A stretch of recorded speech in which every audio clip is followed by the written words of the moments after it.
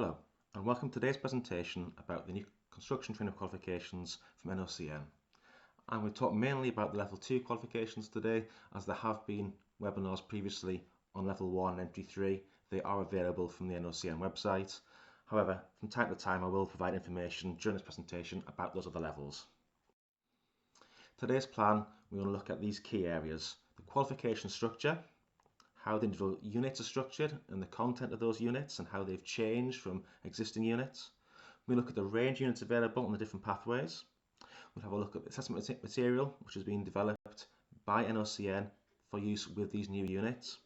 And we'll also look at the support material that's available, including the tutor guides, some of the short videos and the mini quizzes. So we'll start off by looking at the qualification structure.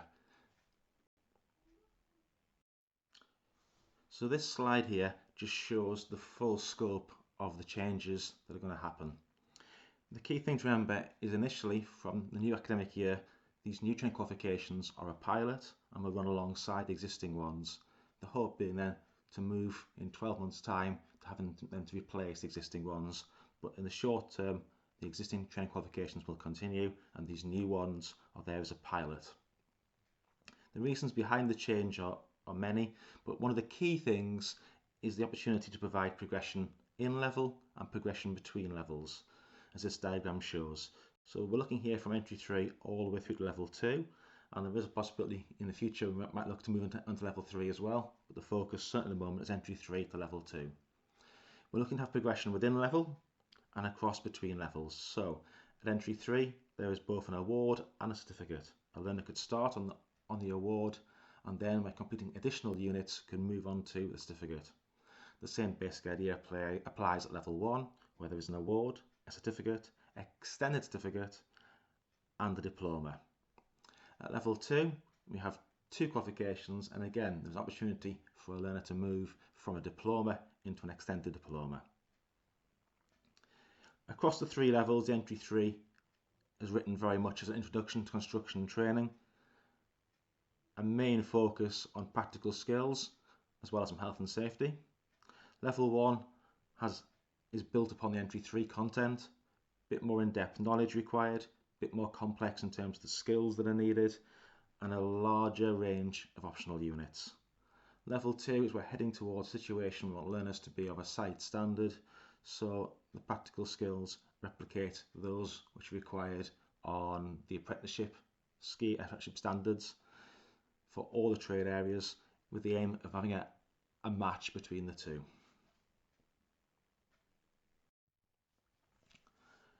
I'll focus and speak about level 2 qualifications now. So as you can see on the screen there are 2 options. The one left hand side, which is the multi-skills option, that is currently available. For more information, that's available on the NOCN website. It's an existing qualification. There won't be any changes to that. On the right hand side, we're looking at these new training qualifications. So looking at 4 areas: bricklaying, carpentry and joinery, painting, decorating and plastering. The level 2 diploma will be the starting point for level 2 learners. The extended diploma is written with the intention of providing some stretch and challenge to learners. The hope being that the best learners will be able to have a bit more of a push, see some extra units, some additional content, while most learners would expect just to complete the level 2 diploma. As I said, there were 4 pathways that we're looking at initially. Other trade areas will follow, and potentially level 3 as well. But for starting, we're looking at the bricklaying, carpentry, joinery, painting, decorating and plastering. Like I said, the multi-skills is currently available. So we'll have a look at a couple of examples of the qualification structure. This first one here is for the diploma. Hopefully straight away you can see there's a wide variety of units, and we'll look in more detail at the available units in a few moments time. But they split themselves into kind of 4 sections. Common mandatory units based around construction theory and most importantly health and safety. Trade specific units, there's bricklaying ones here. Optional trade specific units, and then optional common units. This is designed with expectation for centres and training providers to choose the units that both match their learners' needs and what they are capable of delivering in their centre. The greater choice and greater flexibility allows centres to have more control over which particular units they choose to build up the qualification. As you can see here, we're looking at guided learning hours of 626 hours and 640. They are slightly different for each of the 4 trade areas, but approximately that's the kind of size we're looking at for each of those. The extended diploma, like I say, is designed with the idea of providing the stretch and challenge to the most gifted or the learners you really want to push. I suppose part of the reason behind this would be to allow them to have greater skills and perhaps make them even more employable. Straight away we can see that the guided learning hours TQT are greater, 831, 870. The expectation obviously here would be that centres would choose additional units that were useful for their learners, but remember the extended diploma really is focused around the most gifted, the best particular learners in a cohort. Okay, so we'll look at the unit structure and unit content next. Okay, so we'll have a look at the unit style now and show how it's changed from existing and talk about some of the reasons why. So we have moved away from traditional QCF style units. There's a smaller focus on assessment criteria. We still have the learning outcomes obviously, but we're now looking around having a unit based around the content for delivery rather than assessment. Remember, assessment materials will be provided by NOCN and samples of those assessment material will be available when these qualifications go live. As you can see, we've got here 1, 2, 3, 4, 5 learning outcomes, and then we come on to the scope of training. And this is the key area. This shows the content of what those learners need to know to be successful in completing this unit. The idea being it provides a bit more flexibility and also helps with centres to develop their own material, but also it'll work alongside the support material that NOCN are developing and creating. The practical units have a kind of common theme to them. We've got 1, 2, 3, 4, 5 aspects there on the left hand side, and they match the learning outcomes. The first one is around gathering information, whether that's from drawings, documentation or others. It's allowing the learner to see the preparation is key. After gathering information, it looks at preparing tools and equipment, selecting materials, preparing the work area, including having a look at what's required to protect the surrounding areas. The fourth stage is performing the task. In this case, it's painting by brush and ruler. Obviously, this changes from one year to the next. And then the final part, the last learning outcome, is always linked into tidying up the work area, finishing the job, sorting out the paperwork, making sure that everything is in perfect position before they move on.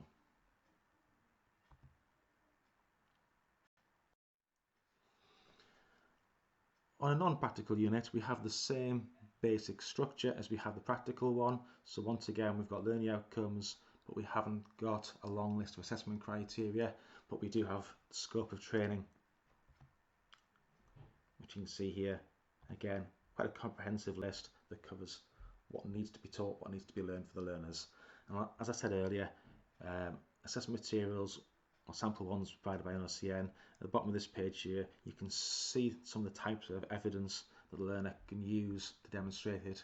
That will work into the framework that we provide at NOCN for the assessment material.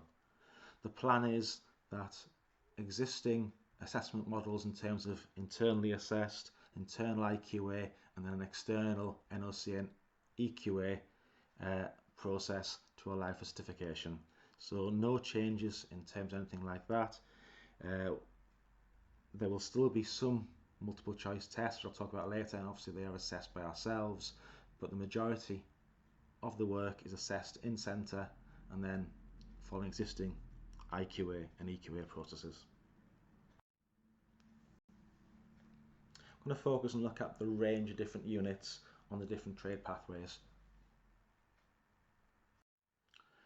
For all of the 4 areas, bricklaying, carpentry and joinery, plastering, painting and decorating, we've got some common core mandatory units and some common optional units as well. So, as to be expected, health and safety forms a key part of the core units, construction industry, the other core mandatory unit is the information, the theory around the construction industry. Now both of these units are exactly the same as the level 1 units. So a learner who progresses from a level 1 course onto a level 2 will be able to take these units with them and won't need to resit these aspects on level 2. The health and safety one has also been written in line with CSCS, so the content there will allow those learners to have the same knowledge as they would require in order to complete a CSCS test. Have a look at the optional units here. So these are units available across all 4 pathways, and most of these I think are replicas of existing units. There's 1 or 2 new ones in here as well. So we've got moving, handling and storing resources. We've got construction information, quantities and communication, so calculating the amount of materials needed, the documentation which is used in construction, how to use the drawings and scale, etc. But we've also got some additional new ones looking around environmental awareness and sustainability, which is obviously key in the construction industry. We've also got a modern technologies in the construction industry unit, where learners are able to look at some of the great changes that are going to happen in the future. Things such as more robots involved in construction, and the use of technology such as drones and other things. We also have some units in here that hopefully match some of the requirements of the apprenticeship standards, such as the personal skills in the construction industry. This unit is written to assist with developing the behaviours that appear in apprenticeship standards, giving those softer skills that learners need to be successful. Also got a unit on self-employment for learners who may want to start their own business. And we've got employment in the construction industry as a unit, which looks at the different job roles that are available. The final one that I mentioned, I think, on there is construction principles, and this looks at the wider range of the construction industry and how different trades work together, the different aspects of their construction, just showing the learners the background information that helps them to gain a more full picture of how a building site or construction site works.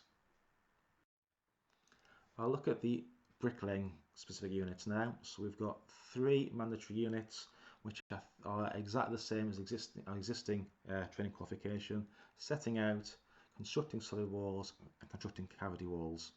They're across the whole of level 2 bricklaying qualifications are the ones learners will do.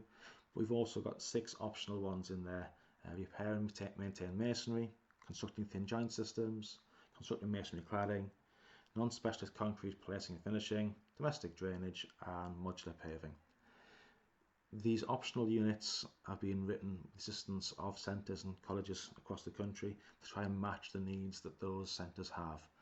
As we've said all the way through, there's greater flexibility in the new training qualifications, so centres are able to pick and choose the optional units which, like I say, match their learners' needs and also match what they're able to deliver.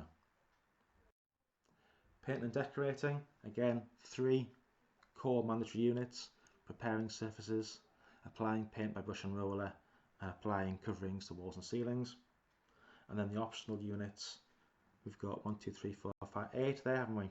So the idea here is we've got a large produce decorative finishes unit, which covers a full range of decorative finishes, but we've also got those broken up into things such as the stencils, textured finishes, broken colour, decorative lines, wood and marble effects. So if a centre can't deliver all decorative finishes, they can pick individual ones or they can do them all. We've also got a unit there looking at specialist paint systems, which we know some centres struggle to do because they haven't got the equipment for, therefore it's an optional unit. We've also got an additional unit there on applying non-standard coverings to walls and ceilings. Plastering, again, 3 core units: preparing surfaces, applying internal plaster and external render. And then we've got 5 plastering optional units: repair and maintain plasterwork, produce cement castings, forming sand and cement screeds, fixing dry line plasterboard products, and produce, position, secure fibrous plastic components. This last one is an optional unit because we are aware that some centres really struggle to have the staff available and the resources available to deliver fibrous plaster, so it's an optional unit. If a centre wants to choose it and has those facilities, that's great, but the plan is that by having it as an optional one, other centres can deliver plastering if they don't have those facilities. Carpentry and joinery is slightly different to the last three qualifications. We've now got a 3-pathway route where we have the site carpentry and the architectural joinery routes, just like there are in the endpoint assessment in the new apprenticeship standard. But we've also got a carpentry and joinery pathway, which I suppose is the best of both worlds, allowing learners to see both site carpentry and architectural joinery in a college setting. So 3 options for carpentry and joinery, and again the idea here is to match the needs of the learners and the availability of resources in a centre. And hopefully you can see there's a snapshot of some of the units. There are more carpentry and joinery units, but some of the units, which ones are for site carpentry, which ones are architectural, and also common ones which you can pick and choose between the two. I'll now move on and look a little bit on sample assessments. As I've already said, the assessment material will be provided for centres by NOCN, and we've got 3 kind of basic types of assessment that we'll be using for these units. We've got the practical assignments, which cover the key practical skills across all 4 of the trade areas. We've got multiple choice tests on 3 units, so health and safety, the construction industry, and construction principles. These are slightly longer than the usual multiple choice tests, looking between 30 and 40 questions for each of those 3 units. And the final set of assessments are projects and assignments. These are designed to cover some of the theory units and some of the units that aren't so easily assessed by practicals and wouldn't lend themselves to being multiple choice tests. So things such as the modern technologies unit as a project and the environmental awareness one as a project as well. And as I'll show you in a moment, the material is available, and for the assignments it is possible to upload those onto VLEs or adapt those into a different format so that your centre can deliver them, as long as the key assessment principles remain the same. So I'll start by looking at a sample practical assignment. This is just a bricklaying one on cavity walls, and we'll look at the way the assessment is structured. So the learner gets an assessment brief at the start, tell them how long they'd have to complete the task, reminding them that they need to make sure that they work safely at all times. We've got a brief construction brief I should say, and then we've got the assessment criteria at which the learner will be marked against, so they're informed from the very start in terms of tolerances and the standard that their work needs to meet. We've got some drawings. These are replicas of existing level 2 drawings. We obviously will have new drawings for the new units. Sample material is going to build on existing drawings. The learners are required to plan their work with a brief list of tool and equipment requirements, calculation of materials they need, a list of materials they need, and a short plan method of work. Also asking learners to perform a bit of a hazard and risk assessment, not a full blown risk assessment. This is just getting them into a position whereby they're fully aware of how risk assessments and such things work. So it looks at spotting what the hazards are, explaining what existing precautions are there, who might be affected by that particular hazard, and then any additional actions or control measures that they can put in place in order to maintain safety. The marking sheet is in the assessment pack, so tutors can tick if the assessment criteria is met. They can provide additional notes on the side there to show that the learner where they've gone wrong, how they can improve, the idea of assessment for learning in there. Also space for the learner to insert an image of their completed task. So in this case it would be a cavity wall, but depending on what unit it is, the learner can insert images in there to show and give some pride in their own work. Then the new section, something a bit different from existing structure. So currently a lot of our practical units have a short multiple choice test attached to them. We're looking to move away from that into these 10 short questions, the knowledge questions. So the 10 questions are all about the background information that learners would need to be successful in that unit. It ties into the scope of training, which is in the original unit structure, and everything working towards providing the learners to show their skills and their knowledge and how they'd apply themselves in the real world. So the 10 questions can be delivered in two different ways. They can be delivered, as you can see here, in paper format, whereby the learner can answer the questions, or in order to give the learner a bit more practice to help them if they move on to the apprenticeship programme, the 10 questions could form a mini technical interview or professional discussion between a tutor and the learner, at which time the tutor is able to either record electronically the discussion or note the answers given by the learner. We've also included a review page into the assessment. So this one here just shows what went well, areas for improvement, a little bit of target setting both by the tutor and the learner themselves, and additional comments just to help that learner as they move from one unit onto the next. As I said, we've also got some units which are not practically based, so this is one here on self-employment and construction. But for these units, NOCN will have developed assessment material for them. So the sample material will be available when the qualifications go live. And as I also said, there's no problem in terms of centres uploading these into their VLE and allowing the learners to answer them, to complete them electronically. We're more than happy to assist centres to develop these to the best for their particular use. As you can see here, as you go through the assessment, there are activities, sections to complete, and like I say, these could be handwritten, these could be typed, as long as the final one is available for the QA when it's complete. That is sufficient. Back page obviously shows the kind of the learning outcomes. Tutor can sign them off, the date and the comment. And as I said, existing IQA and EQA process will provide the final judgment.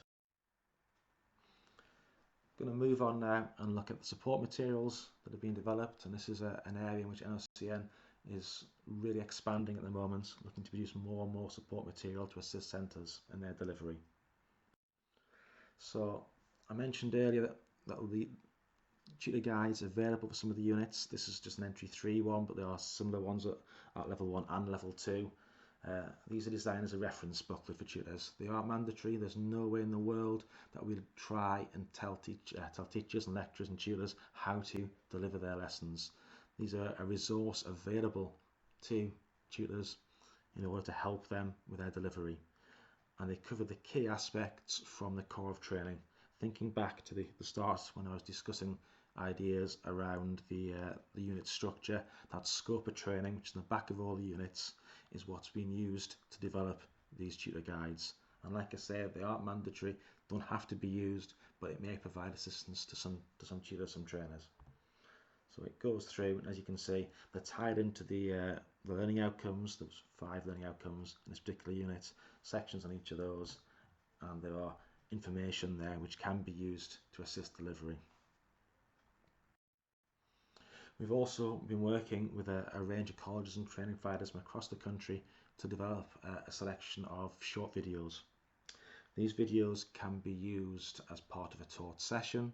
They could be uploaded onto a college's VLE for access for learners who are either away from college, ill, or who've missed a session and need to catch up. They could be used as revision material. All these options are available. The initial phase 1 looks at 4 trade areas: bricklaying, carpentry and joinery, paint and decorating and plastering. And the phase 1 videos focus on the basics, the starting point. So like I say, that could be for learners who've missed a part of a course, or a learner who just needs to quickly refresh their memory before they go and complete a task in the workshop. To go alongside the videos, there are also a number of mini quizzes which pick out the key learning points within the video, and again they could be uploaded onto a college VLE and the learner can access those in their own time, or they could form part of a normal lesson. Both options are available, and there are more resources on their way. There's a quick snapshot of the first scene of one of the paint and decorating ones. I hope you found today's presentation useful. If you have any further questions, please feel free to contact the team. The email address is there for you. Thank you for your time.